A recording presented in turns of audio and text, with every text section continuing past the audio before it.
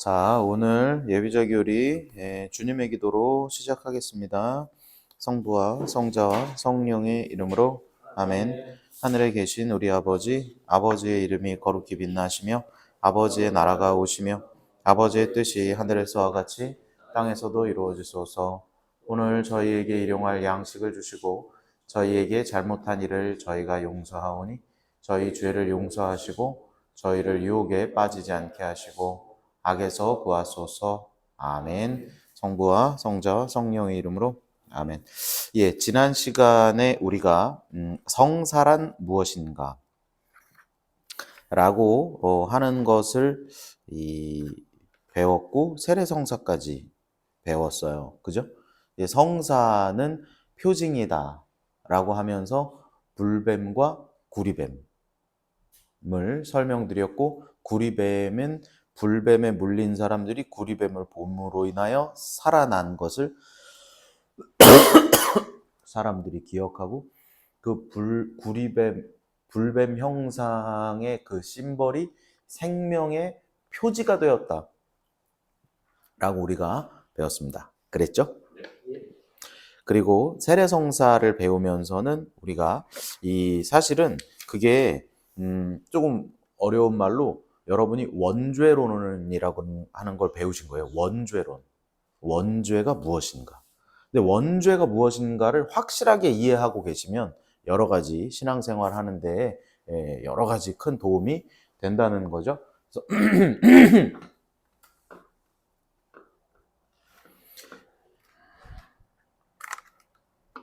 그래서 원죄는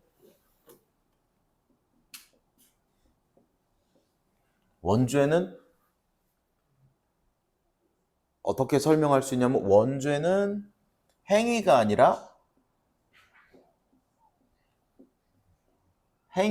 뭐예요? 그러니까 상태라고 말할 수 있겠어요.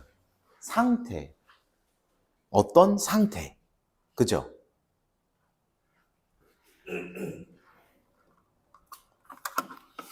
원래 우리는 뭐라고요? 포세 논 모리 포세 논 빼까레. 이 처음 들으셨죠? 여기 지난 시간에 다 들으셔가지고 였었는데 원죄를 지으면서 어떻게 됐다고요? 이렇게 되었다라고 우리가 배웠죠? 이거는 가능하다. 이거는 나시고, 이거는 죽음, 죽는 것, 죄 짓는 것, 죽지 않을 수 있는 상태, 죄 짓지 않을 수 있는 상태는 에덴 동산에서 우리가 가지고 있었던 하느님과 함께 있었던 자유가 있었는데, 우리가 선악과를 따먹었다. 선과 악을 내가, 하느님 필요 없어, 선과 악을 내가 할 수 있어 라고 하는 교만으로 인하여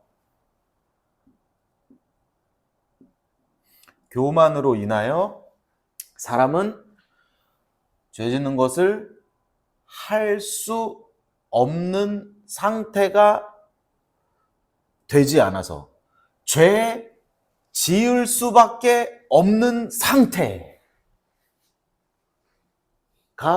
된 것을 제가 뭐라고 설명드렸었냐면, 중독으로 이해하면 편하다.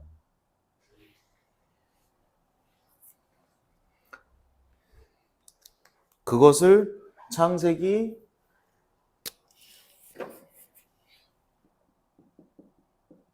2장 17절은 그렇게 말하고 있다 라고 우리가 지난 시간에 배웠습니다. 그렇죠?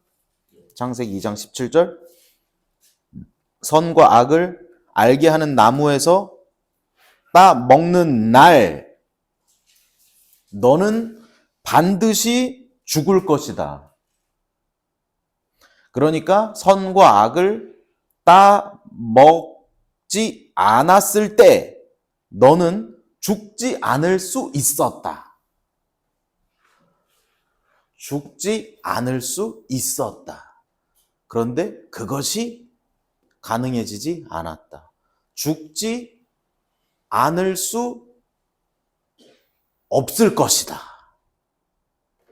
가 우리나라 말로 너는 반드시 죽을 것이다 라고 이렇게 여기 표현이 돼 있다는 겁니다.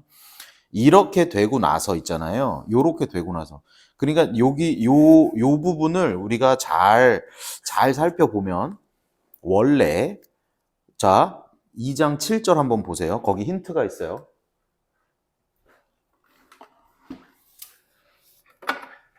오늘 이제 견진성사랑 관련되는 내용이기 때문에 그래요. 원래는 인간은 뭐였었냐면 원래는 먼지였습니다. 먼지 더하기 뭐가 되니 이 상태가 되었어요. 여기가 뭐예요? 2장 7절 한번 보시면 여기 먼지 혹은 흙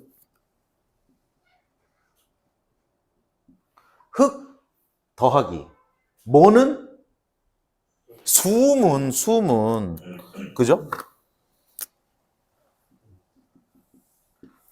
숨을 불어 넣다. 숨을 불어 넣는 겁니다. 하느님께서 숨을 불어 넣다.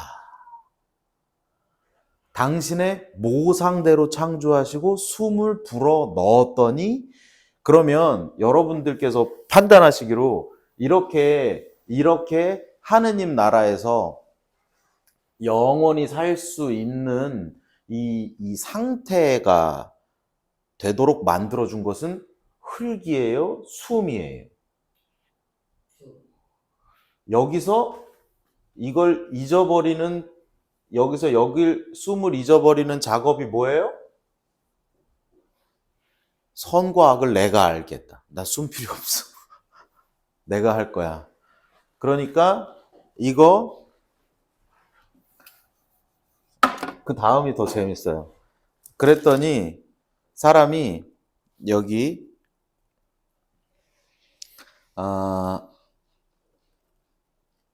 3장 7절입니다. 그들은 눈이 열려 자기들이 알몸인 것을 알고 무화과 나무 잎을 엮어서 두렁이를 만들어 입었다. 라고 써 있죠. 그러니까 이 사람들에게는 흙 더하기 숨이 있었는데 그 다음에 흙 더하기 두렁이가 생겼죠.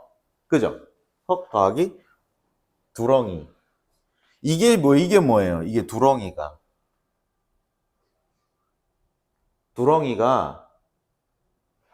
내가 알몸인 것을 알고 내가 판단하기에 나를 얘가 지켜주겠다고 생각한 거잖아요. 그죠? 그럼 이 두렁이가 뭐겠어요? 요즘 세상에는 뭐예요? 이 두렁이가 뭐 변호사나 요즘 변호사 한 명, 의사 한 명, 뭐 이렇게 알고 있으면 살기 편하다면서요. 그죠? 그러니까 이게 이 두렁이가 어떻게 보면 부나 권력 등으로 평가될 수도 있겠습니다. 뭘 입은 거예요, 여러분? 이게 사람이 있는데 이제 잘 보셔야 돼요. 이게 사람이 있는데 사람이 숨을 불어넣었다.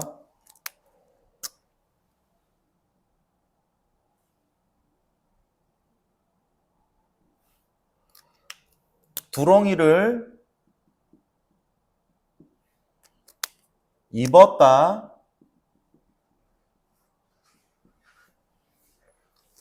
이 숨을 불어넣은 것을 이렇게 이런 과정이 있는 겁니다. 지금 그런 다음 자, 저 결과가 등장하는데요. 창세기 11장에 보시면 11장 1절에 보시면 같은 말, 온 세상이 같은 말을 하고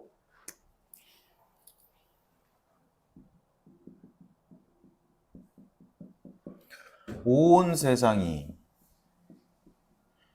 같은 말을 하고 있었다. 그런데 여기서 무슨 일들을 했냐 하면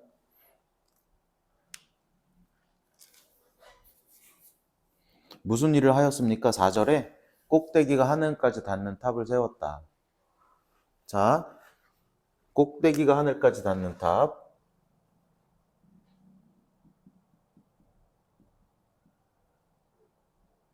자, 여러분, 꼭대기가 하늘까지 닿는 탑은 뭐랑 똑같습니까? 두렁이랑 똑같이 느끼지 않으세요? 이거죠? 이 일을 했더니 어떤 결과가 도출되었어요? 네. 7절. 말이 흩어집니다. 이렇게 했더니 결과가 분열.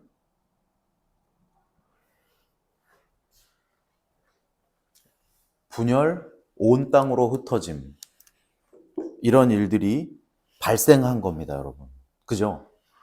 이게 인간의 이 은총의 지위를 잃어버리는 과정입니다. 이 길이 쭉 잊어버린 거예요. 이 설명을 제가 드린 이유가 있어요, 지금.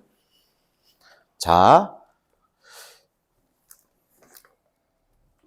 견진성사를 오늘 배울 시간이고요. 견진성사와 성체성사까지만 오늘 빠르게 알아보고 끝낼 예정입니다. 이 견진성사는요.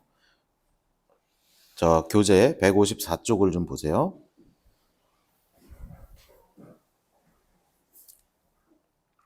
견진성사 중간쯤 있습니다. 우리가 세례를 받아 신자가 된다 하더라도 우리의 믿음이 아직 미숙하기 때문에 미흡한 신앙을 성장, 성숙시키기 위하여 받는 것이다. 그래서 이 155쪽 위에서 두 번째 줄 보시면 견진성사를 성숙의 성사라고 부른다. 성숙의 성사라고 부른다. 그리고 이 견진성사를 통해서 여러 가지 이제 이런 예식들이 있고 그리고서 성령 칠은을 이렇게 받게 된다라고 우리가 알게 되겠습니다. 그러니까 견진성사는 사도행전을 펴셔야 되겠죠? 사도행전을 보면 있잖아요.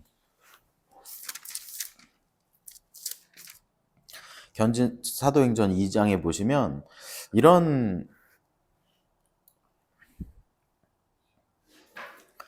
내용이 있어요. 오순절이 되었을 때 그들은 모두 한 자리에 모여 있었다. 그죠? 한 자리에 모여 있었다. 이 사람들이 지금 어떤 사람들이냐면 한 자리에 모여 있는 사람들이 어떤 사람들이냐면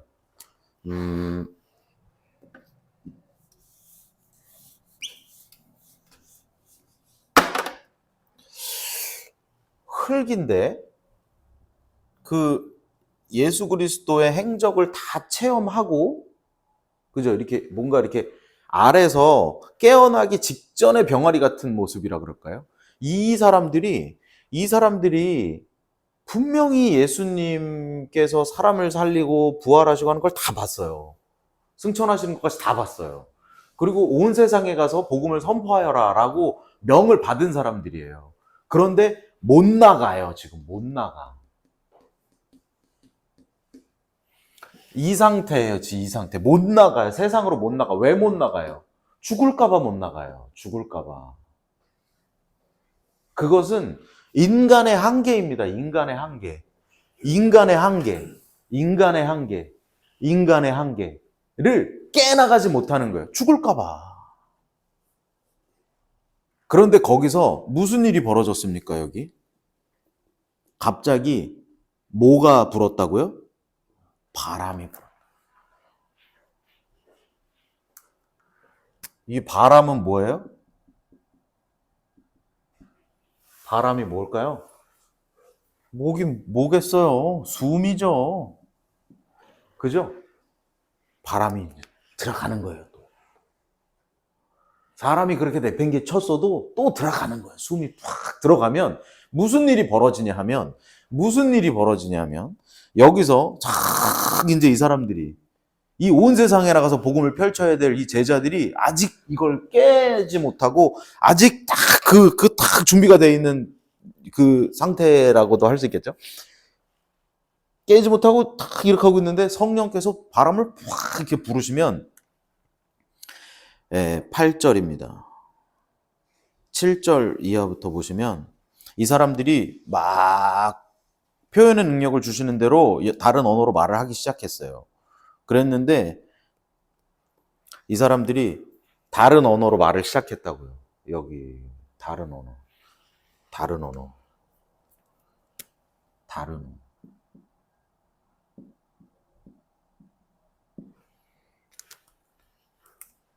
이 사람들이 표현의 능력을 주시는 대로 말을 하는데 여기 보시면 저들은 모두 갈릴레아 사람이 아닌가? 우리가 저마다 자기가 태어난 지방말로 듣고 있으니 이게 어찌 된 일인가?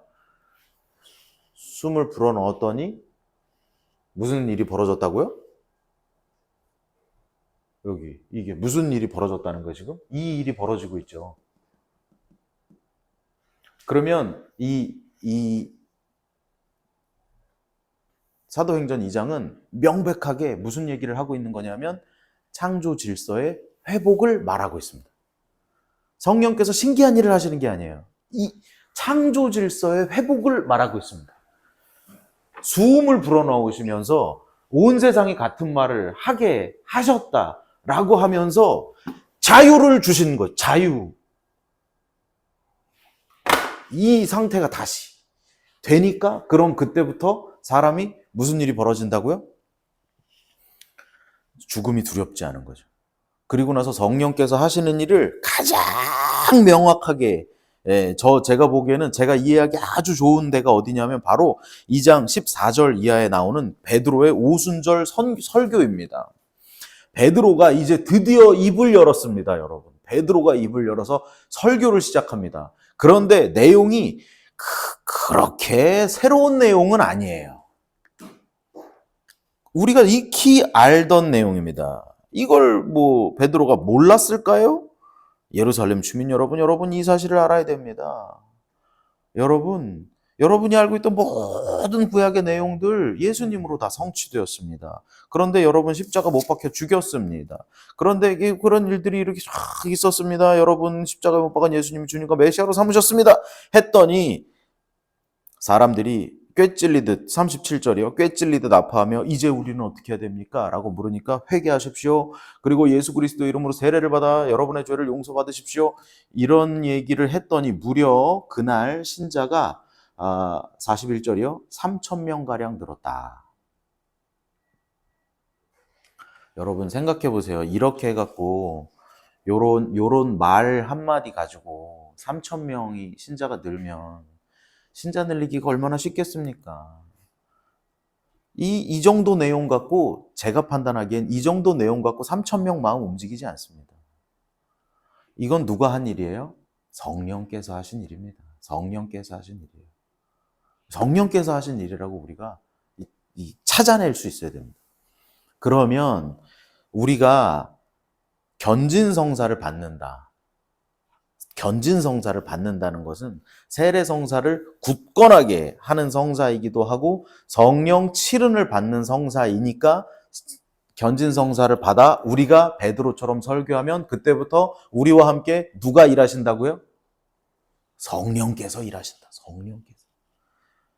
이게 왜냐하면 세례받고 견진 받으신 다음에 뭐 좀 해주세요. 뭐 이렇게 해주세요. 그러면 전 아직 준비가 안 됐어요. 저는 못해요. 그런 얘기들 많이 하시거든요. 저의 예를 들어보면 제가 지금 정신이 제 정신이 아니잖아요. 요즘에 아무래도 막 복잡하고 짐도 싸고 뭐하고 막 그래요. 제가 한 7월인가 8월인가쯤에 연락을 받은 것 같은데 11월 7일인가?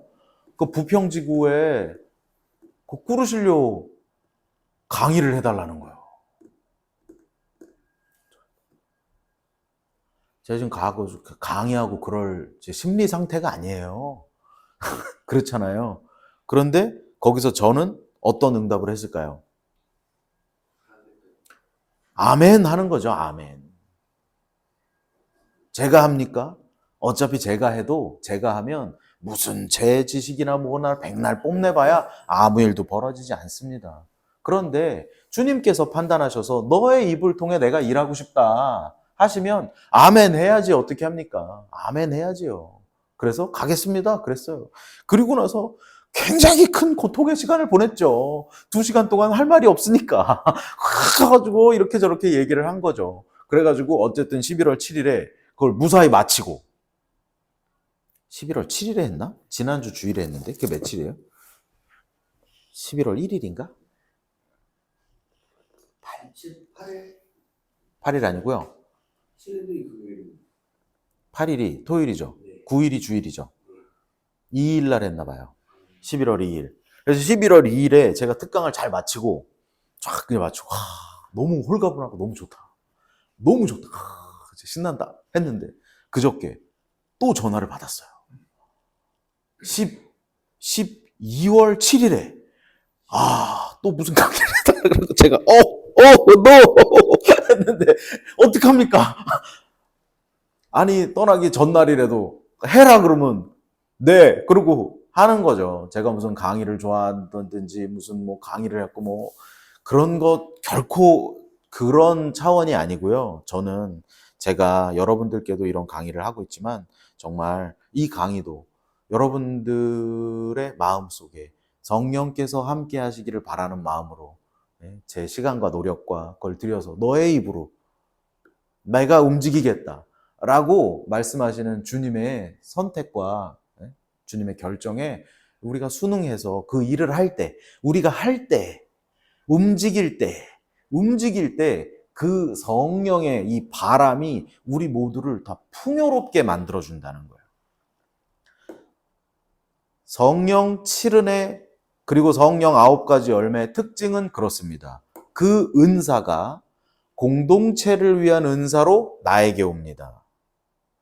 그래서 내가 그걸 활용하고 발휘하면 내가 편한 게 아니라 우리 공동체가 풍요로워집니다.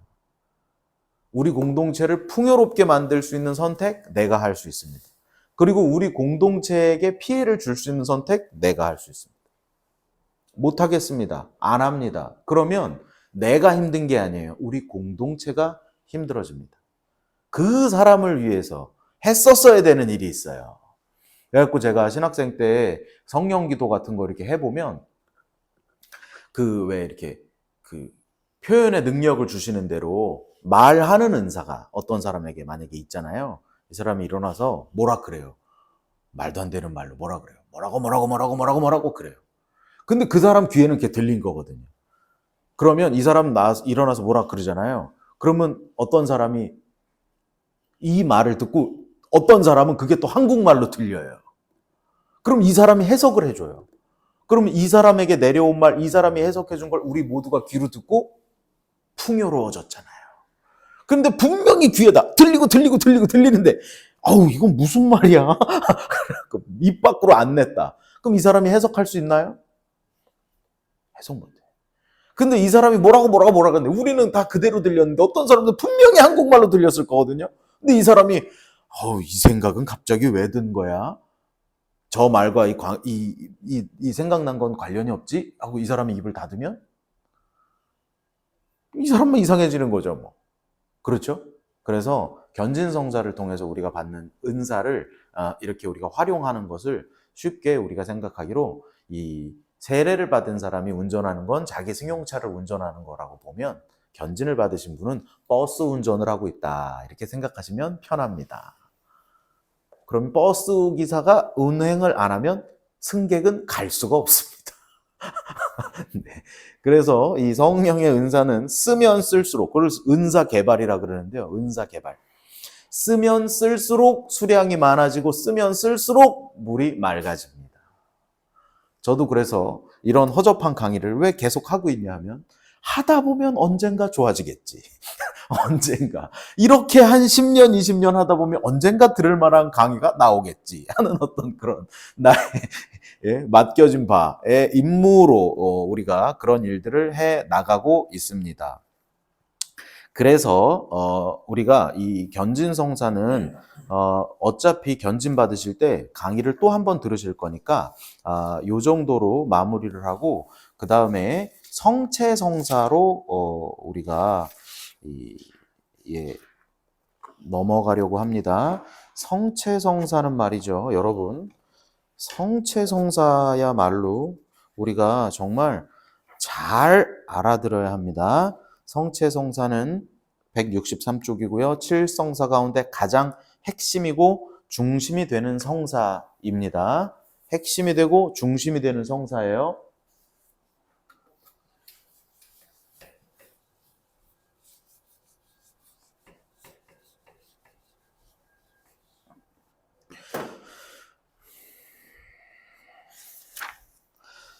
성체성사를 이렇게 보시면 164쪽 보시면 먼저 구약의 파스카가 나오지요. 파스카.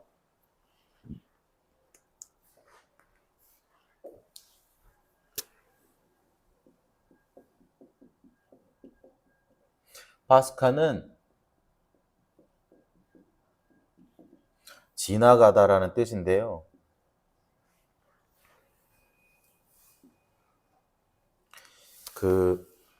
여러분 지난 시간에 제가 이집트의 육적 삶에서 광야로 이끌어내신 홍해 바다를 건너 광야로 이끌어내신 일과 거기서 다시 돌아가려고 하는 인간의 본성과 이들을 이끌어서 이 하느님 나라로 들어가는 어떤 그런 과정을 설명드렸죠. 그죠?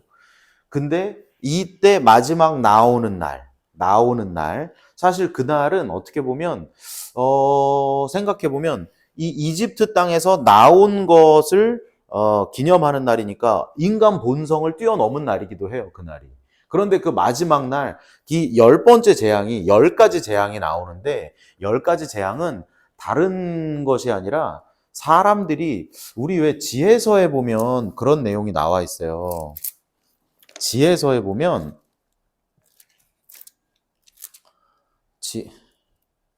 지혜서에 보면 있잖아요. 지혜서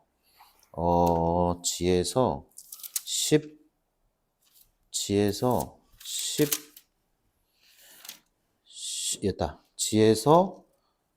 13장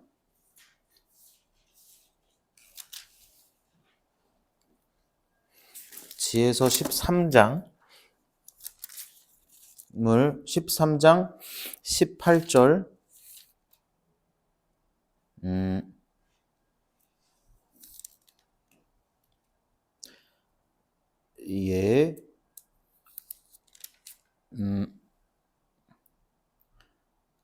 여기 11장 15절 한번 보세요.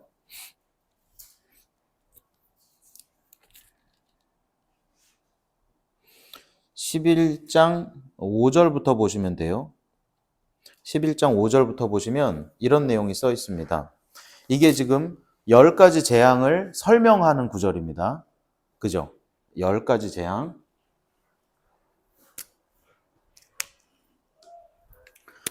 이 10가지 첫 번째가 뭐였었냐면 물을 피로 바꾸신 사건이에요. 그죠? 물을 피로 바꾸신 사건이죠. 그런데 이 지혜서가 설명하는 것처럼 물을 주신 분이 하느님이신데 사람들은 그 물로 경작을 하고 그러다 보니까 물을 신격화했다는 거예요. 물을. 그러니까 어떻게 보면 물이라고 하는 걸 보면서 지난 시간에 표징에 대해서 말씀드렸지만 물이라고 하는 걸 보면서 하느님이 얼마나 위대하신지를 알아봤다면 그것이 우리에게 표징이 될 수 있었는데 사람들은 물을 섬기고 있더라는 거죠. 그러니까 물을 내신 분께서 물을 피로 바꿔버리는,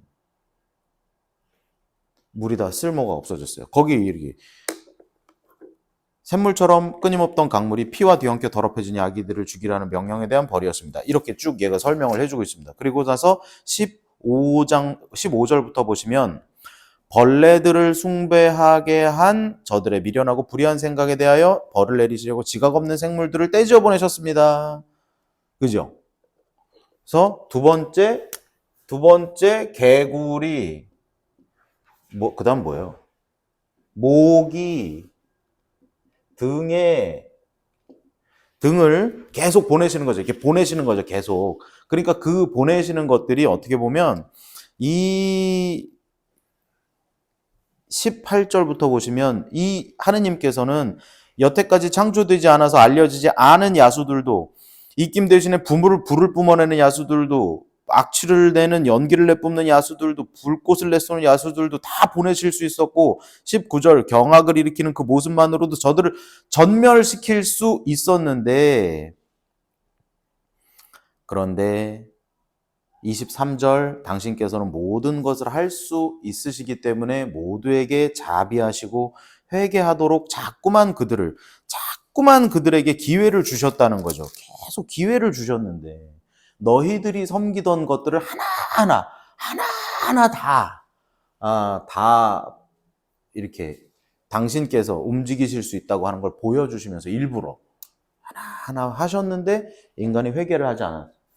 그래서 마지막에는 9번째로는 이제 이 9번째 왜 그 태양신 이집트 사람들이 농경민족이다 보니까 뭐 이런 벌레들한테 제사 지내고 마지막에 태양신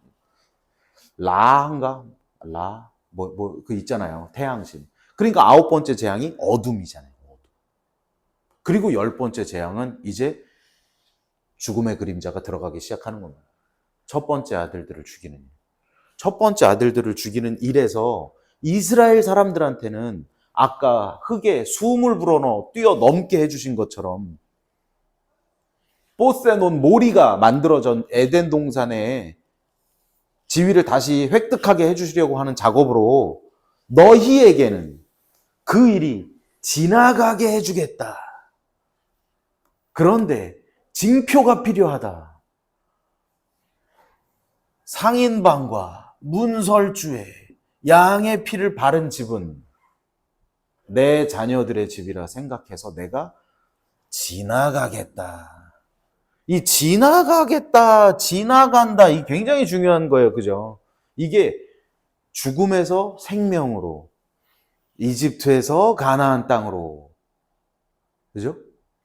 예. 그렇게, 이 다락방에서 온 세상으로, 이렇게 지나간다 하는 의미가 있습니다. 그런데 이 사건이, 이 출애굽 사건이 이스라엘 백성들에게는 너무너무나 소중한 사건이어가지고 자식들에게 거듭 일러주어라. 이 날이 되면 이 사건을 잊어버려서는 이스라엘 사람들이 아니다. 이 사건을 기억하기 위해서 이 날이 되면 이날 밤에 먹었던 것과 똑같은 음식을 계속 먹으면서 이 날을 기념해야 된다라고 율법에 딱 써놓은 거예요.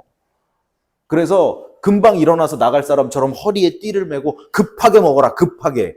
양고기와 쓴 나물과 곁들여 급하게 먹어라. 이렇게 했고 여기서 나가서 이 40년 동안의 광야 생활을 기억하고 다시 이끌어주신 하느님을 기억하는 이 날이 바로 파스카 잔치입니다. 여러분. 파스카 잔치를 어디다 차릴까요? 라고 제자들이 물어봐요. 파스카 잔치를 어디다 차릴까요? 그러니까 예수님께서 파스카 잔치를 하신 거예요, 그날. 파스카 잔치를 하시면서 원래는 이 허리에 띠를 메고 그 양고기 쓴나물 먹는 게 원래 파스카 잔치인데 예수님께서는 이 파스카라고 하는 의미 위에다가 내 몸과 내 피를 받아 먹고 받아 마셔라. 이것이 새로운 파스카다. 너희가 이집트에서 죽지 않고 살아나온 것이 그 지나간 파스카라면 너희가 이제 내 몸과 내 피를 받아 먹는 것으로 너희가 생명으로 들어가는 오늘 새로운 파스카를 내가 제정한다라고 말씀하신 것이 바로 성체성사인데 예수님 왜 나한테 몸과 피를 줬다는 거예요? 나 이해가 잘 안 되는데요. 그렇게 생각하실 수 있어요. 이것은 뭐냐 하면 예수님의 모든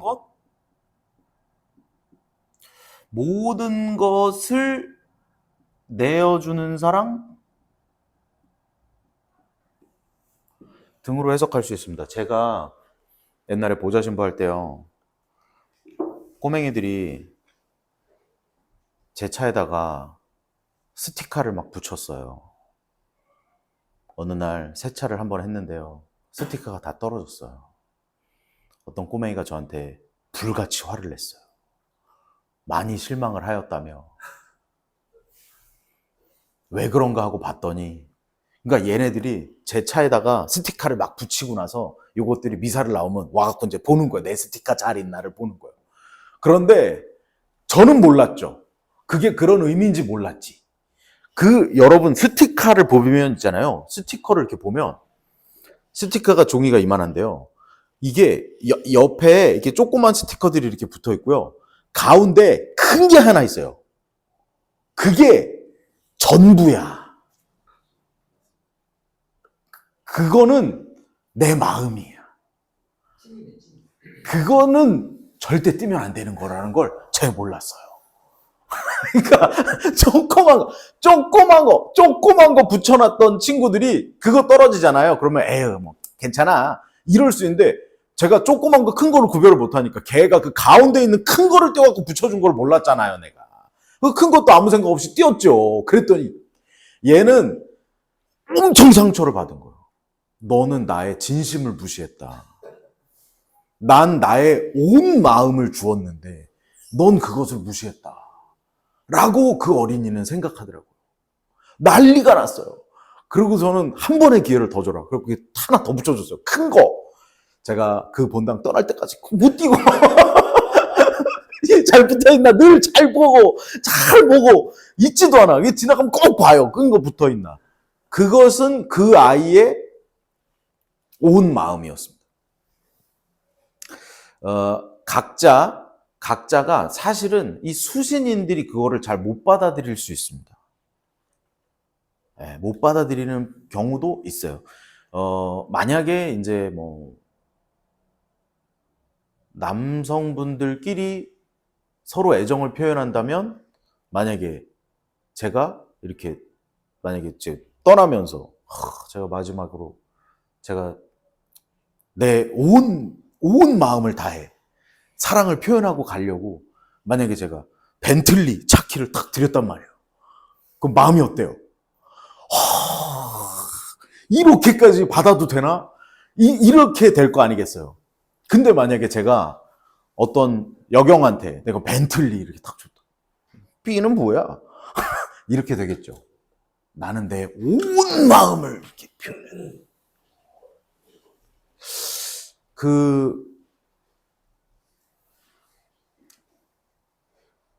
사람은 내가 저 사람을 사랑하는 데 있어서 내가 사랑하는 만큼의 희생을 합니다. 사랑하는 만큼의 희생을 해가지고 이렇게 사랑을 표현하는 거예요. 그래서 대체 가능한 것으로 그냥 그렇게 사랑할 수도 있고 그렇게 사랑을 합니다. 그런데 아주 깊은 사랑의 차원이 있어요. 아주 깊은 사랑의 차원은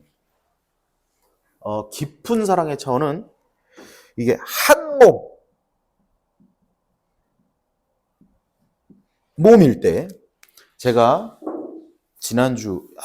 엊그저께 가족여행을 갔었는데요. 8개월 난 제 조카가 있습니다. 근데 그 친구가 밥을 아주 잘 먹더라고요. 밥을 잘 먹는데 여러분 이제 문제예요, 문제. 퀴즈. 이제 저희 형이 그 아버지인데 그 아버지가 이렇게 밥을 이렇게 짠 하고 걔한테 이렇게 짠 했을 때 걔가 이렇게 참새처럼 입을 쫙 벌렸고 착 받아 먹을 때 기분이 어떨까요? 뭐 굉장히 좋겠죠. 그런데 자 이제 퀴즈는 여기예요, 여기.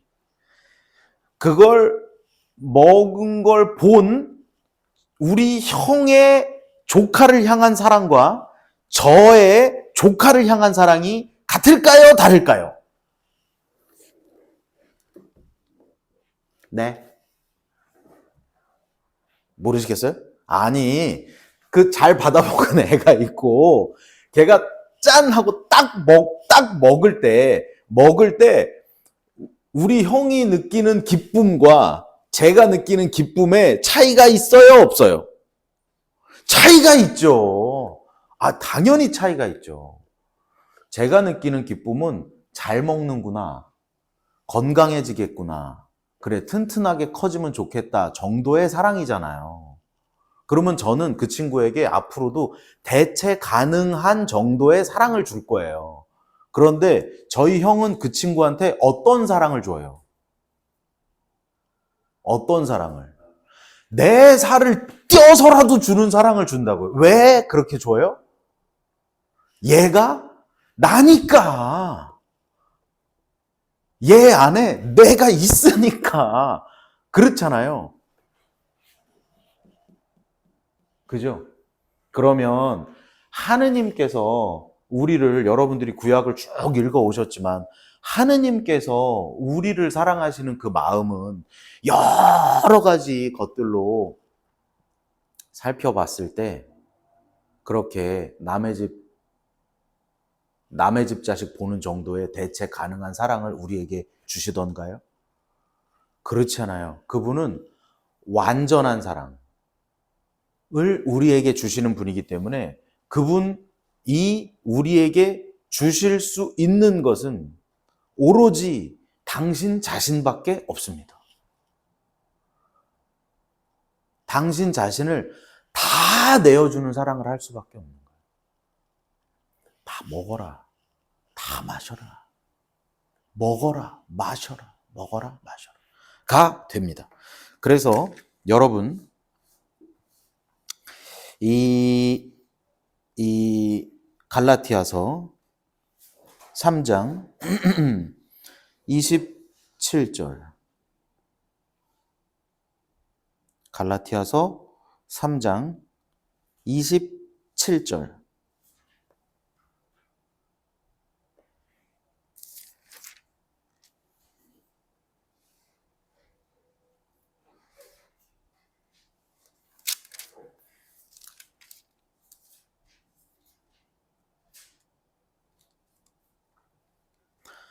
자, 4장 4절부터 한번 보세요. 4장 4절부터 보면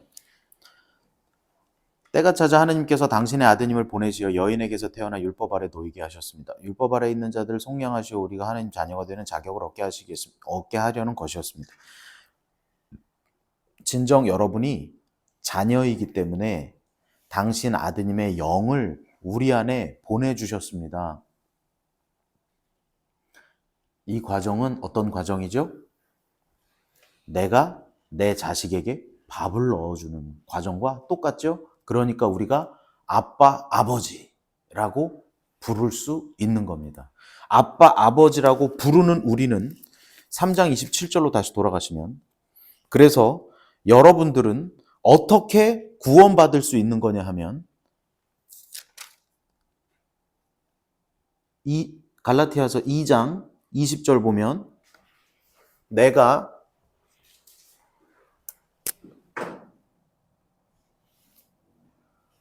갈라티아서 2장 20절에 이렇게 써 있는 거예요. 하느님께서 우리에게 지극한 사랑으로 당신의 몸과 피를 내어주셔서 그게 우리 안으로 들어왔기 때문에 이제 나는 내가 사는 것이 아니라 그리스도가 사시는 겁니다. 라고 고백하고 있어요.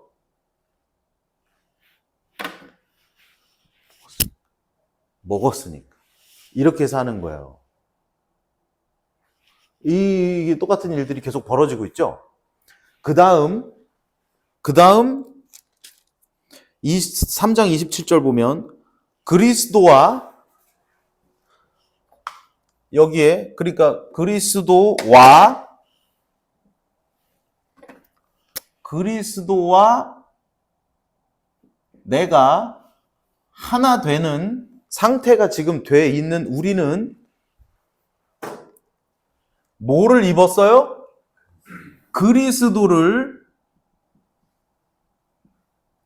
입었습니다. 그리스도를 입었습니다. 내가 죄를 지은 뒤 너무 세상 풍파가 나를 괴롭힐 것 같아 내 머리로 두렁이를 입어가지고 그것으로 이 세상을 살아보려고 했던 그것은 결국 죽음이라고 하는 것 앞에서는 다 멸망될 수밖에 없지만 내 죽음이라고 하는 내 영원한 생명이라고 하는 어떤 그 문제 앞에서 아무 힘도 없는 그 두렁이가 아니라 우리는 하느님께서 내 안에 오셔서 나와 하나 되시고 우리가 그리스도를 입고 그리스도를 옷 입듯이 입고 옷 입듯이 입어야 하느님 나라 간다는 거예요. 이 성체성사의 주된 골자입니다.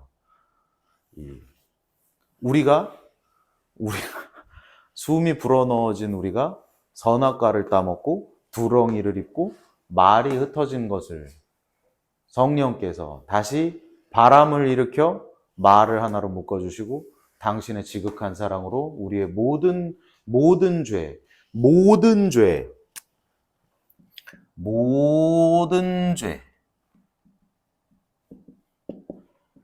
여러분의 모든 죄를 속량하시기 위해서 그리스도께서 스스로를 바치셨다라고 하면 사실은 속으로 그런 생각 드시죠.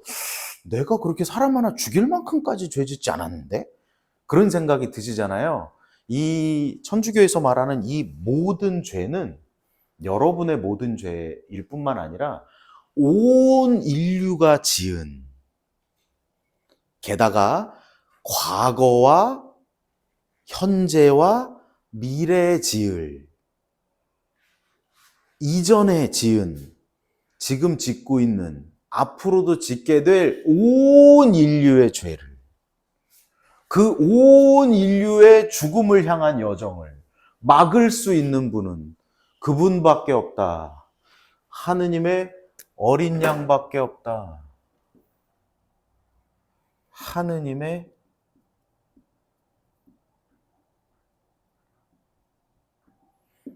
어린 양의 역할은 뭡니까?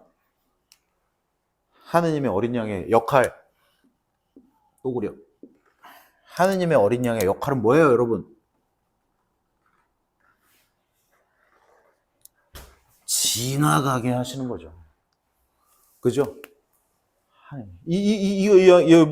여기다 상인방과 물설주 무슨 피 발랐어요? 양의 피 발랐어요.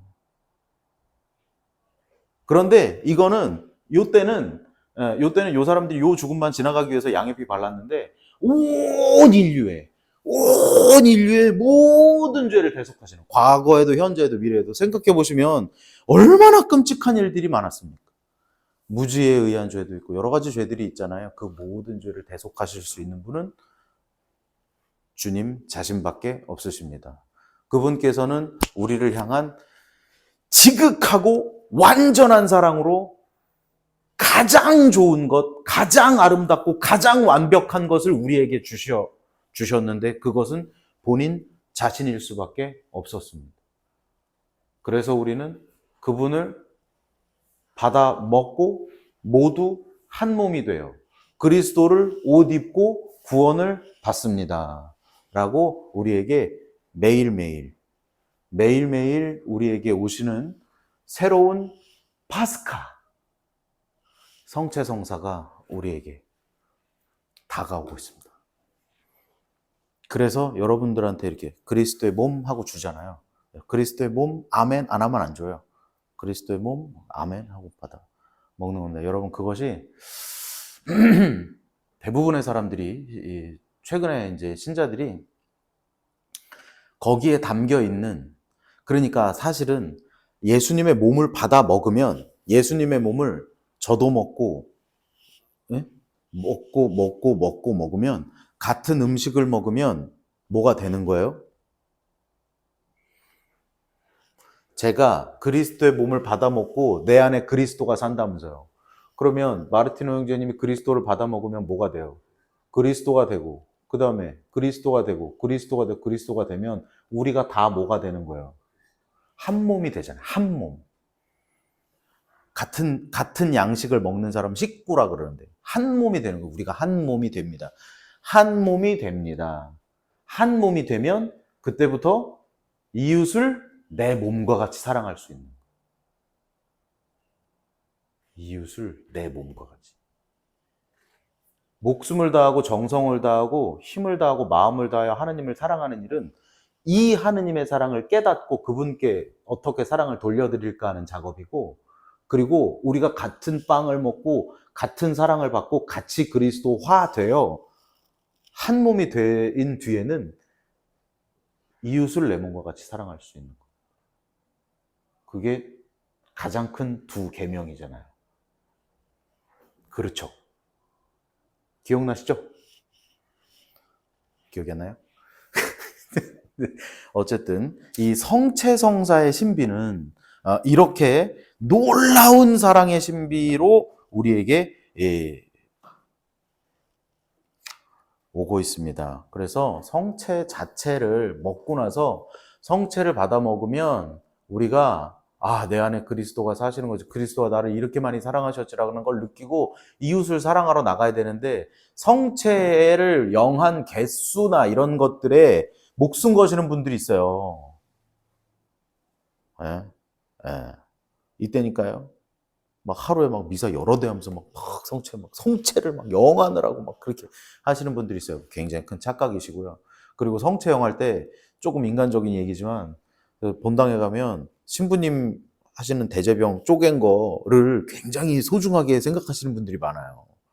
그 신부님 쪼갠 걸 누구한테 주나를 도끼 눈을 뜨고 뒤에서 보고 있다가 연달아 누구 어떤 할머니한테 줬다 그러면 그 할머니 이제 완전히 매장돼. 그래서 저도 본당에 있을 때 꼭 기억하고 쪼갠 걸 한 번 여기 줬으면 그 다음에 여기다 주고 그 다음에 저기다 주고 공평하게 그거를 어쨌든 그런 것들은 조금 약간은 이 성체성사의 본질에 대한 어떤 좀 이해가 좀 덜 되신 분들의 그런 내용이다라고 우리가 말할 수 있겠습니다. 그래서 여러분 여기 168쪽 보시면 167쪽 8쪽 보시면 어쨌든 이 성체를 영하기 위해서 우리가 마음의 준비를 좀 해야 됩니다. 그죠? 그리고 명백한 어떤 우리가 이제 죄 안에 있다면 성체를 안 영하시는 것이 더 맞고, 왜냐하면 무례를 저지를 수 있잖아요. 그는 성체를 모독하는 죄를 저지를 수 있습니다. 제가 그 송림동 있을 때 그 봉성체 한번 나간 적이 있는데, 그 할머니가 하필이면 봉성체 오시는 건지 모르고 환자용 성체 받는지 모르고 계시다가 뭐가 약간 서로가 이게 혼선이 있어가지고 제가 갔는데 그 할머니가 김밥을 이렇게 드시고 계셨다니까요. 김에 밥을 싸가지고 이렇게 딱 입에 넣고 있었어요. 내가 봤어요. 입에 이렇게 넣고 있었어. 그랬더니 그 반장님이 가셔서 아유, 자매님이 이걸 이렇게 먹고 있으면 어떻게 해? 이걸 치웠단 말이에요. 치웠어. 근데 이 할머니 손에는 그 번쩍번쩍한 기름이 다 묻어 있었어요. 이렇게 고소한 그 있잖아요. 그거 제가 손에다 드릴 수가 없었어요. 그래갖고 이제 입에다 넣어드리려고 그리스도의 몸 했어요. 그런데 여기도 기름이 다 묻어 있었어. 할머니가. 그리스도의 몸, 아멘, 하시더라고요. 그거 밀어 넣어야 됩니까? 말아야 됩니까? 그거 굉장히 괴로운 거예요. 그죠?